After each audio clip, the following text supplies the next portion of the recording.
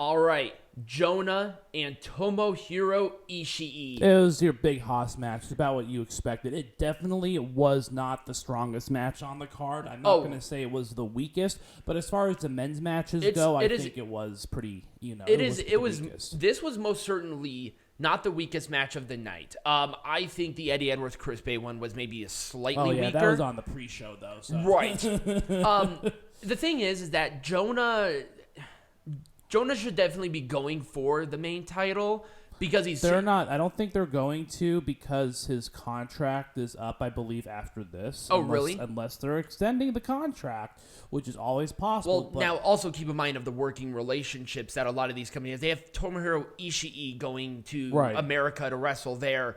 But Tomohiro Ishii's just been on a tear here in America. He had a great match with Adam Cole. He had a fun match here with Jonah. I mean, there's an experience difference there. And sometimes Haas matches can go one or two ways. And I think with this one, it was fun, but it was not like that big memorable. Jonah's match with PCO was memorable as a part of a Haas match. This one, albeit good, and it's definitely something to consider.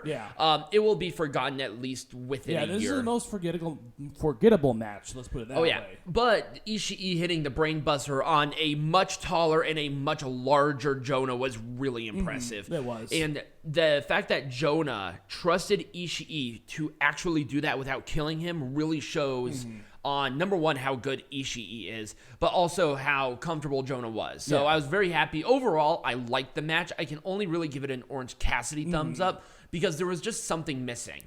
And I just don't think it was like timing or a stipulation that would have done it. There was just a magic that wasn't there. All right, Peanut Gallery, let's make this majestic again, starting with a match that I would not change in any way, shape, or form. The rivalry was great. I liked how they incorporated the wife, who's also a wrestler, and took a Musa spear, and also they incorporated it in a different promotion. That was great. All right, let's move on. Well, I'm sorry. When it's a great thing, you don't have to do anything. This one should have been switched time-wise and placement on the card with Taya, Valkyrie, and Deonna Purrazzo. Absolutely. I agree with you. But also, what I would do with this, given the same circumstances, is I would have Rosemary in some singles matches to get her back into of how good she is, because she was not wrestling at all. I watch Impact every single week, people. She did not wrestle between the Battle Royal when she won this opportunity to actually wrestling in the match. Have her in some singles matches. Have her face Savannah Evans. And all of it was backstage. It's like, okay, the champion doesn't technically have to wrestle. She's the champion. But you need to showcase Rosemary as the legitimate singles competitor that she is. And they did not do that. It was a huge wasted opportunity by Scott D'Amore. A very rare miss. This was totally useless. This was a clusterfuck, man. There was no storyline to it. Literally, this was the last match announced for this card, and it deserves so much better. Yeah, it does. And given the history with Heath and Rhino in this trio, it would have been a perfect opportunity to have a 2-on-2 tag team match with them, with maybe some weapons. I think that would have been a much better use of time and energy than this 8-man bullshit, because now they have to pay all these guys for pay-per-view. And it's like, it's not necessary. And then if you want to add another tag team match in there, which I would highly recommend, do major players W. Morrissey, Jordan Grace. Yeah, exactly. That's the only other one that makes sense to me. Yeah, the rest of them, it didn't make any sense to me to have any of these other teams in this match whatsoever. This was stupid. By all means, I would have done what you did. Have 2 different tag team matches that had rivalries. Probably would have been a better use of everybody's time. It would have been. I wouldn't have done anything different, because this was a match. This was a vanity match. That's all it was. I think they tried to get the magic with Jonah and PCO again, but it's like they actually had a rivalry. So what the fuck can you do? And to be honest with you, I think bringing in I would have rather had PCO versus Jonah in this over Ishii. I would have had Ishii in maybe some more competitive matches. on this. Maybe mention Ishii at Rebellion when he was wrestling on Rampage, a much larger audience. Right. I don't understand why they did not take advantage of that fact, but they just didn't. Right. And the thing is if Jonah is leaving, I mean, we thought he was leaving a couple of months ago and he didn't. Yeah, they extended the contract, but I only think they extended it this pay-per-view. So, oh, really? Unless they've negotiated a new contract, which I haven't heard anything. I haven't heard anything either, but, I guess we'll see. I guess so. I don't know. But this was it was a wasted opportunity for something that could have been magical, and they just didn't do it. I wouldn't have done anything different with this match. Because we all know what the real rivalry is Mike Bailey and Ace Austin, and they just need to get the belt on one of those two. Right, and I'm hoping Trey Miguel is not leaving or anything. I'm hoping he's maybe even advancing into a different position on the card, maybe even main event, because he's just one of their most consistent workers. Yeah. He really elevated this championship. A lot of fun overall, and I just don't like that Ace Austin is with the X Division at this point. I guess because Mike Bailey. Yeah, Ace Austin, Mike Bailey, perfect rivalry right there. Yeah, I don't think bringing the X Division champion into this is necessary, personally. I think it's good. This, once again, we already said that there was a placement difference. This felt more like a world title match than the actual Knockouts world title match. The rivalry, harkening back to the rivalry past, was awesome.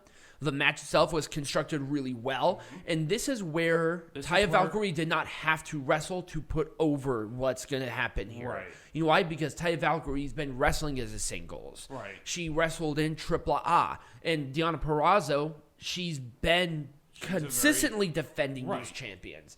Now she's not the champ, but now what are you going to be doing with the Ring of Honor Women's World Champion? Oh, she'll probably end up going to fucking Do you think AEW. You think she'll be signing with them? Deonna Purrazzo signing with AEW? Yeah. I don't see that happening. I don't see it either. I think she's going to lose that. So she'll drop it to an AEW person. Yeah, because they cannot do something with Deonna. Now, I'm not necessarily saying that's a bad thing, but, I dropped it to Ty Conti. Don't get me started. Sammy Guevara blocked me, by the way. He didn't like me when I posted him proposing to his ex. I'm pretty sure you were fucking Conti right after that, too. And then he blocked me. I might have deserved it. The rivalry going into it was good. The match itself was good. The winner was right. Also, I think Chris Sabin was the one who was pinned. Yes. And that's good because Jay White would have been hurt by Steve Maclin winning more than Sabin. Sabin is a veteran. Right. Jay White. And honestly, I think Chris Sabin is kind of moving into the tag team division again, which is fine. Yeah, no, that's totally fine. This is a good wrap Steve up. Steve Maclin's moving on to bigger and better things.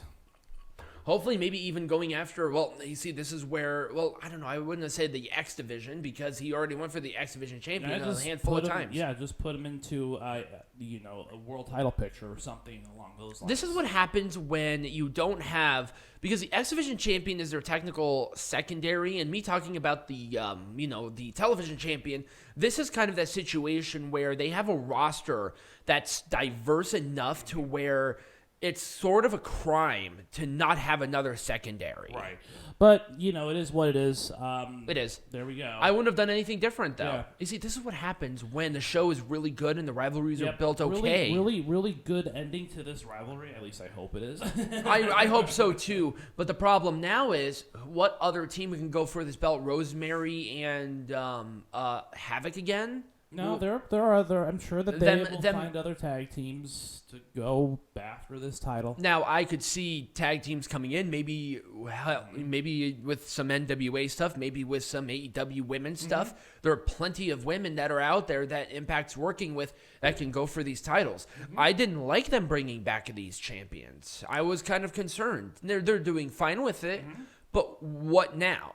And you never know. I don't even have a fucking thing. I don't like NWA bringing back the women's tag team champions. Well, NWA works with a lot more independent wrestlers. That's true, so that makes sense. But Impact Wrestling doesn't. They work with AEW, and AEW already has 2 women's champions. But you never know. You never know. This match was changed, obviously, but the rivalry going into it was fine because obviously you have the Ring of Honor World Champion who is not joining Honor No More. Right. Thank God he didn't, because that whole faction is a non-whatever anyway. Although Eddie Edwards didn't need this heel turn. I think he did. It helped him character-wise. Oh, absolutely. He was kind of dead in the water as a babyface, and him as a heel, he works much better as a heel anyway, so it doesn't matter.